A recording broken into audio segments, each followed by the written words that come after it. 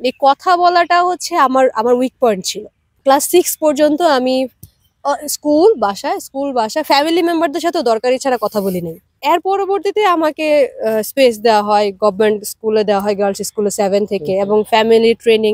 যখন থেকে আমি এই সোশ্যাল অ্যাক্টিভিটির সাথে যুক্ত হয়েছি, মানুষের সাথে কথা বলা শুরু করছি, তখন থেকে হচ্ছে জিনিসটা ইমপ্রুভ হওয়া শুরু হয়েছে। এবং এখন আমি কনফিডেন্টলি বলতে পারি যে আমার সামনে লক্ষ মানুষ থাকলেও আমি আরো প্রাউড ফিল করবো ওদের সামনে কথা বলা। নতুন যারা আছে তাদের জন্য এই পরামর্শটা, প্রথম স্টেপটা আল্লাহর নাম নিয়ে মানে পার করতেই হবে। যে ভুল হোক, যা আমরা অনেক কিছু বলি, দেখা যায় যে আমাদের হাত পা কাঁপাকাঁপি মানে হবে, আমি যতই আপনাকে সাজেস্ট করি যে এরকম করবেন না, এইভাবে করবেন, লাভ নাই। ওই পা কাঁপবে, ওই হাত কাঁপাকাঁপি করবে, কিন্তু আমি একটা লাইন তো বলবো, একটা ওয়ার্ড তো বলবো। আমাদের টেন্ডেন্সি থাকবে আমি নেক্সট যখন বলবো এর থেকে বেটার করবো। থার্ড টাইম মানে চিন্তা থাকবে আমি আরেকটু ভালো বলবো। এইভাবে করতে করতে আমরা শতবার চেষ্টা করে দেখি না, একটা সময় তো ভালো আমরা বলতে পারবোই, ভালো বক্তা আমরা হবই, যদি এই টার্গেট থাকে।